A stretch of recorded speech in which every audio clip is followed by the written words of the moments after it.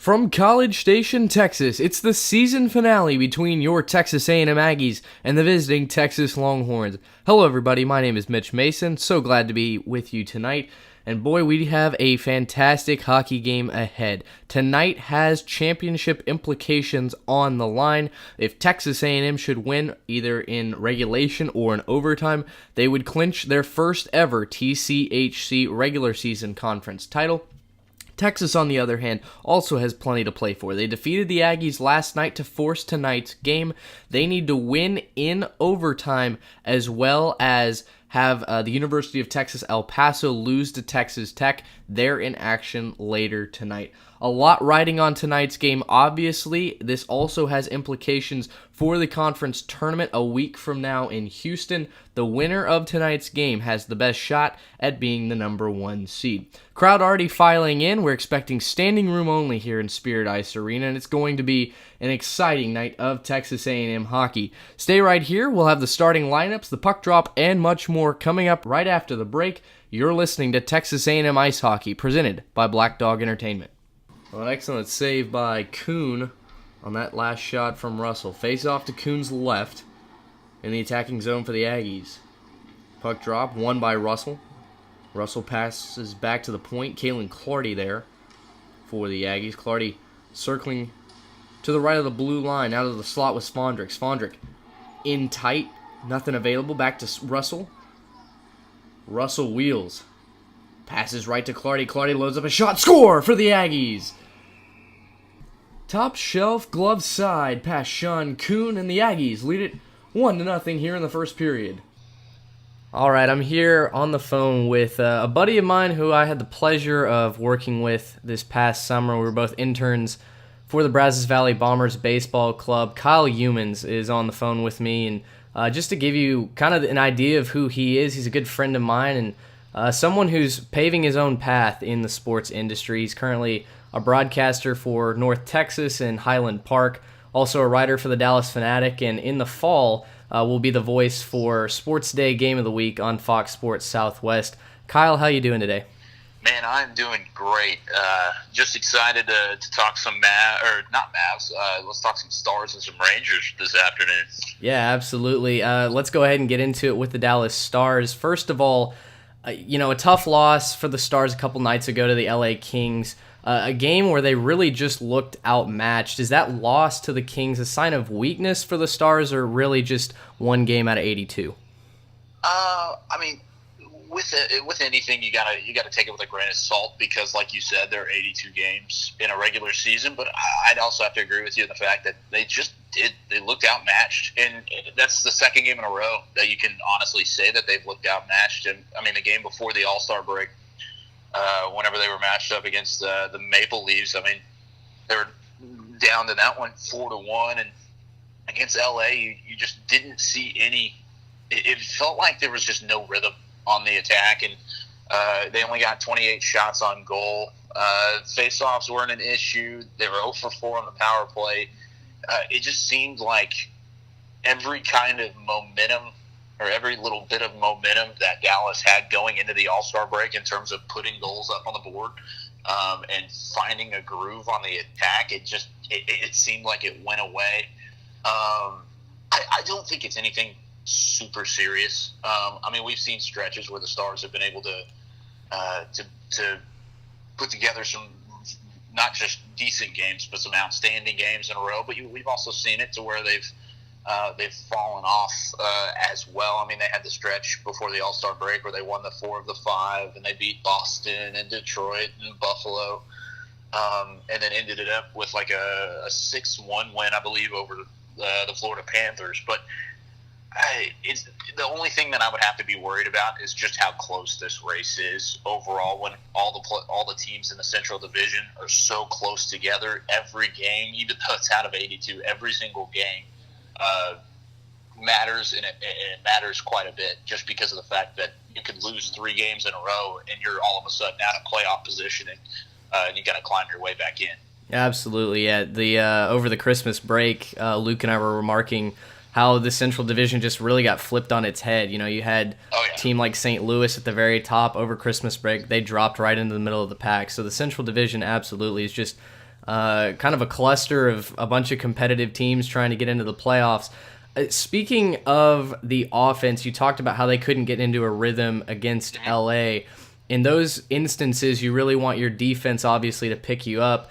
Can Ben Bishop and Kari Lehtinen carry a sometimes leaky defense for the Dallas Stars into the postseason? We've seen them be really inconsistent at times, and at least on my part, it makes me worry about the longevity of this particular team. What do you see with the Dallas defense? I see improvement from the day that they hired Ken Hitchcock on. They've been able to improve at least from last year. Now, with that being said, like you talked about, they're very inconsistent. I mean, there are days when they're going to turn around and give up 4 goals in the first 2 periods, and then the offense is going to have to pick up the slack. And a lot of the times, Ben Bishop is able to be able to counteract a leaky defense and been able to make some outstanding plays in order to keep them in the ball game. But I think overall, you have to really look at the defense and the way that they've improved. They were 29th out of 30 teams last year in the NHL for goals against per game. 3.17 was their mark last year, and then now they're 7th in the NHL. I mean, what a turnaround that's been in just a couple of months. And then you take that, but you also look at how much they've improved month by month this season. I mean, you take at the start of the season, they were right around that same mark of right around 3.10 goals allowed per game, and then all the way down to what it is at 2.6 right now. But I mean, I think you do have to really carry a lot of the weight on the shoulders of Ben Bishop. I mean, Kari Lehtinen, we've seen what he can have over the past couple of seasons, but overall, Ben Bishop is the guy. You bring him in, you trade with Los Angeles to be able to get him back into the get your team back into the mix of things, because goaltending was such a question mark last year with Antti Niemi and then Lehtinen as well. You bring in a guy, a veteran, who could come in and instantly make your team better, and he has done so. I mean, you look at just the record from last year to this year as well. But overall, I think if Dallas is going to have any kind of success and any kind of run at the postseason, they're going to need both Lehtinen and Bishop, especially Bishop, though, on top of their A game. Because like you said, the defense, though it is improving, can definitely be leaky at times. Yeah, absolutely. And, we've seen improvement, like you said, on the defensive front. We've also seen a jump in the offensive contributions, especially from the likes of John Klingberg right now. 48 points, most of those assists. He's a leading defenseman in the assist category right now. Is John Klingberg a superstar in the making for the Dallas Stars, or is this just kind of an anomaly, I guess you could say? I don't even think he's a superstar in the making. I think this guy's a superstar already. Yeah. I mean, this guy is unreal. I mean, Klingberg, like you talked about, he's already got the 48 points. His plus-minus right now is 13. It's not necessarily coming from a goal-scoring aspect. He only has 6 goals on the season. It's from an assisting, it's from a facilitating standpoint, and just defensively, he's one of the top. I would put him in the top 3 in terms of defensemen in the entire NHL. He's such an asset for Hitchcock to be able to teach some of these younger guys in the defensive rotation for Dallas to be able to, I don't know, I mean, being able to have him alongside some of these other guys is outstanding. And the thing is I say younger guys, quote unquote, but Klingberg's only 25. Right. And Dallas has him under contract until the 2022 season. He has been just a straight.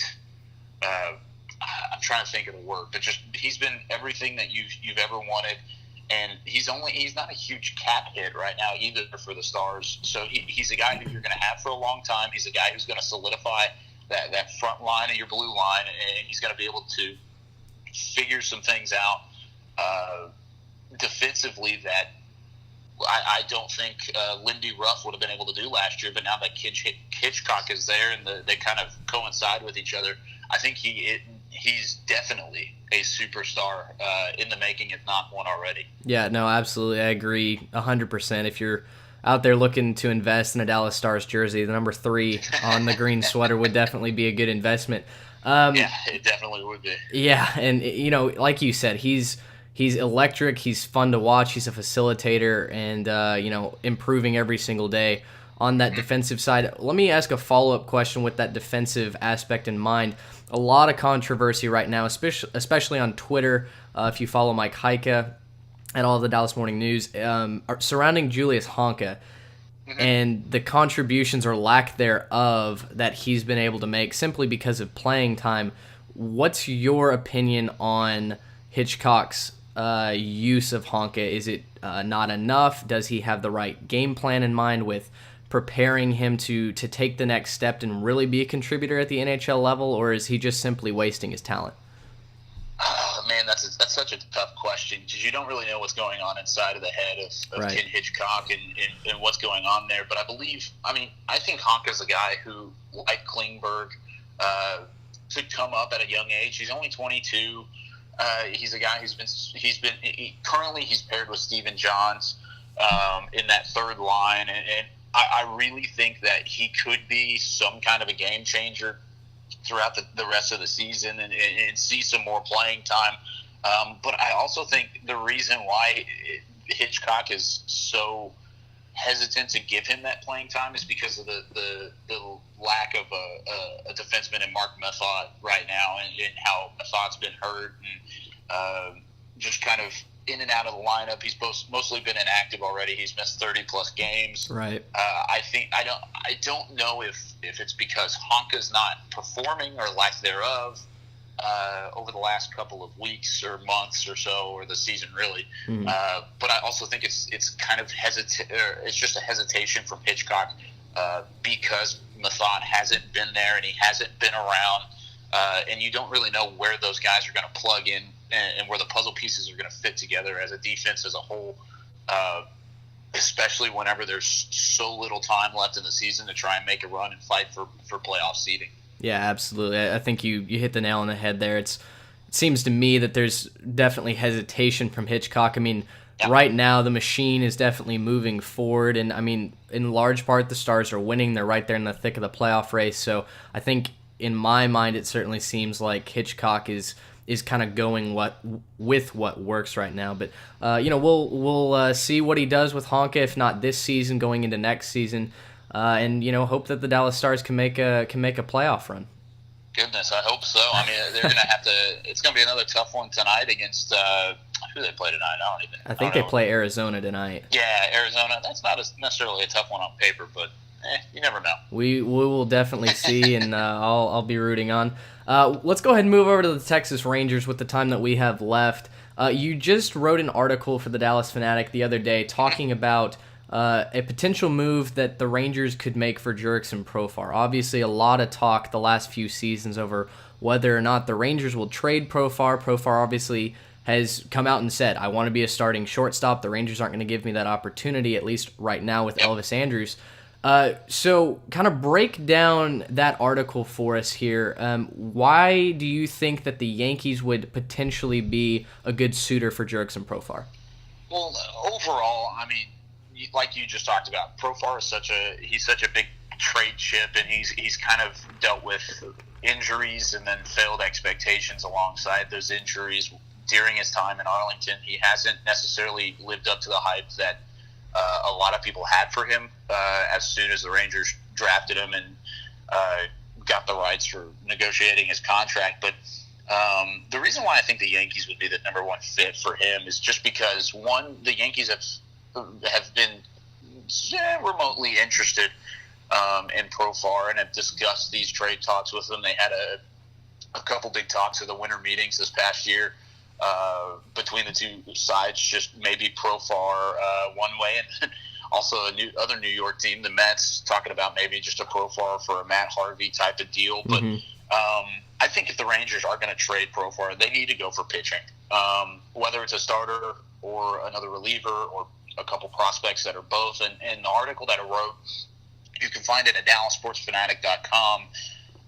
It's in the Rangers section, of course, and there's a picture of Profar up there. But I have Profar going to the Yankees for the right-handed reliever Jonathan Holder and then Philip Deal, a left-handed starter. And the reason why I have that is because the Yankees, because they're interested in Profar, you can use the fact of they have so much depth in the outfield. He can't really be moved to the outfield. We have so many young guys in the infield.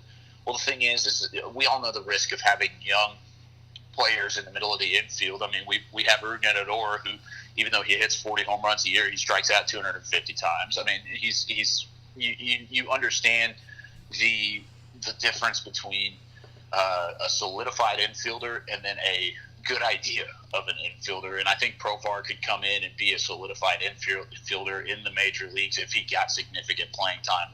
I think if the Rangers did trade him to New York, of course, like I said, they need pitching.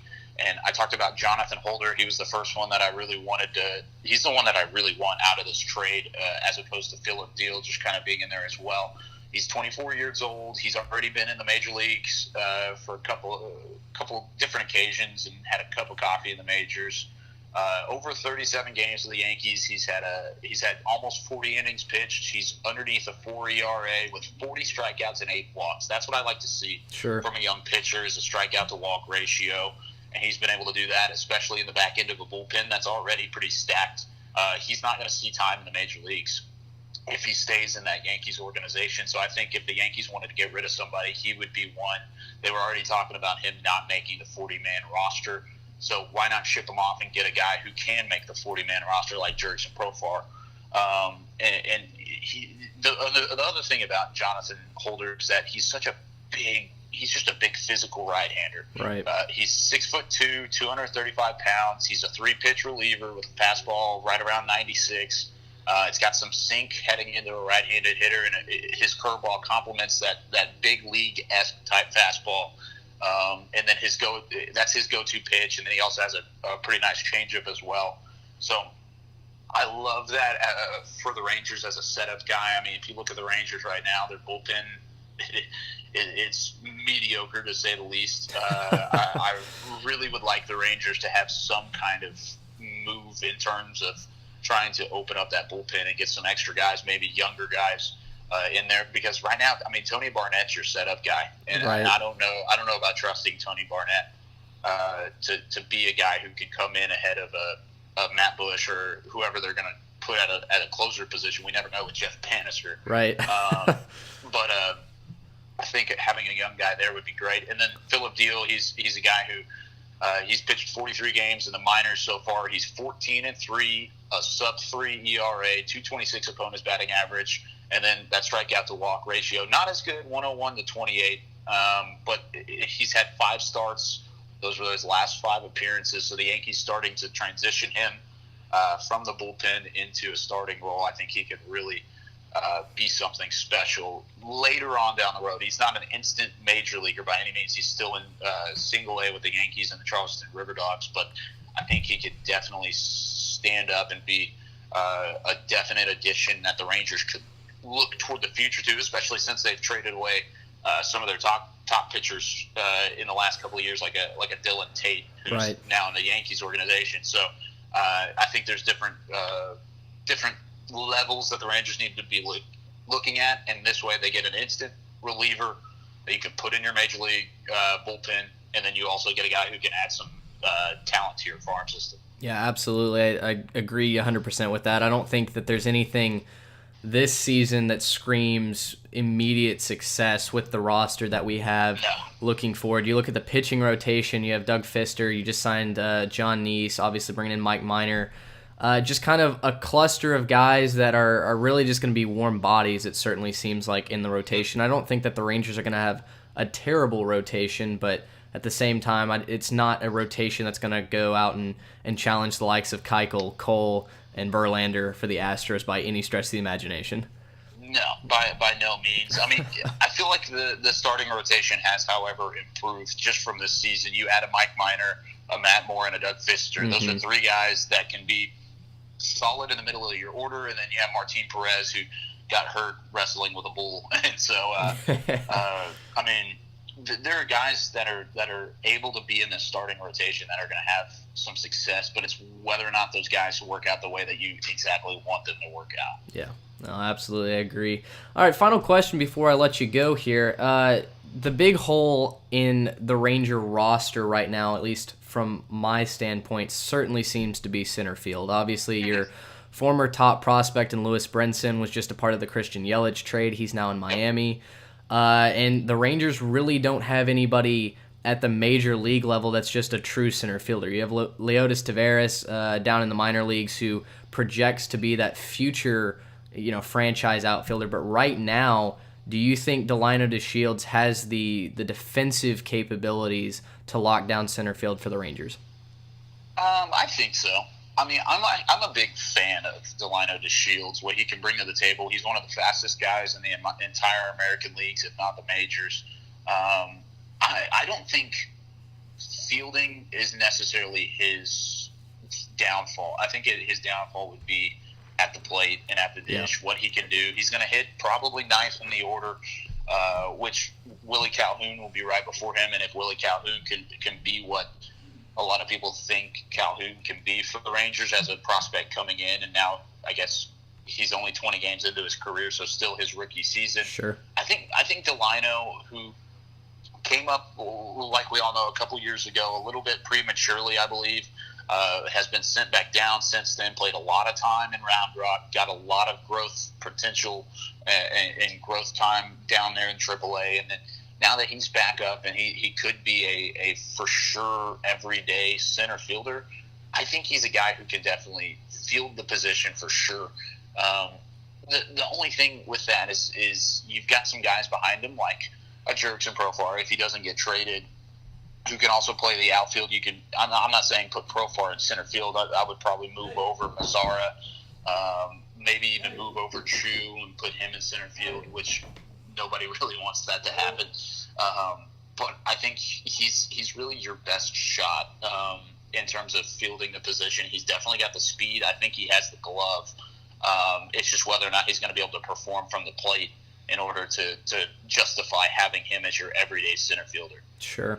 Yeah, no, that's my concern as well with him. I think purely defensively, I think he still struggles and is going to need to improve. And, according to the Rangers, he's focused on defense specifically this offseason. So hopefully going into the 2018 season, we see a market improvement. But like you said, he's not really a true hitter. He's more of just a speed threat. And so if DeShields can put it all together, if he can have solid at-bats, if he can increase his walk ratio, that would be fantastic. I mean, at the end of the day, with his speed, you want him on base however he can get on. You just want him on base regardless. And, right. If this year doesn't work out, I also wrote another article on the Rangers yesterday that I posted. That's why waiting until 2019 to make any big free agent moves is the best thing for the Rangers. Mm-hmm. And I think, there's a center fielder in that class that's a Texas-born, Texas-raised guy, played in the same league as the Brazos Valley Bombers in the TCL way back when, in Charlie Blackmon. And I think Blackmon could be a guy, even though he'll be 32 in 2019, that can come in and play 4 or 5 years in a solid contract. So I feel like this year is a lot about developing some of these younger guys and seeing what you have, like a Joey Gallo, Nomar Mazzara, Delino DeShields, Willie Calhoun-esque type of players. And if you do end up having something there, then you don't have to pursue anything in free agency. Right. But whenever free agency in 2019 comes around, it's a much deeper, much richer list in terms of how it compares to the list from this year, where this year it was Shohei Ohtani, J.D. Martinez, Yu Darvish as the top 3 guys. Next year it's Bryce Harper, Manny Machado, Clayton Kershaw. Right. And I don't think I don't need to go into why 2019 is going to be a better list than 2018. Sure. And I'm just saying that this year, don't expect the Rangers to do anything special. I'm not saying that they're going to go tank and they're going to end up losing 100 games this year or be at the bottom of the barrel in the AL West. I think they'll contend. I think they'll be a decent roster, decent lineup, 1 through 9. Mm-hmm. But just overall, this is going to be a very. It's kind of it's just a transition year for Texas. It's whether or not they're going to buy or whether or not they're going to sell. We're going to see what we have. And really, I think John Daniels is rolling the dice on the 2019 offseason being that turnaround year for the Rangers. And in rolling the dice, he's using the 2018 season as his betting money. So I think that's exactly what's happening. And be prepared for that for Rangers fans. Yeah, no, I think that's why we get along. We definitely think Very, very similarly. I think the mantra for the Texas Rangers going forward is just wait and see. And, if that turns into another 2010, 2011 style run, I'm perfectly okay with that. But I'd be ecstatic. Yeah, exactly. Well, Kyle, thank you so much for spending some time with us on the show. Again, you can catch him writing for the Dallas Sports Fanatic, and stay tuned for the fall when, again, he'll be the voice of Sports Day Game of the Week on Fox Sports Southwest. Kyle, thank you so much for your time. Thanks, Mitch. Appreciate it, buddy. All right, have a good day.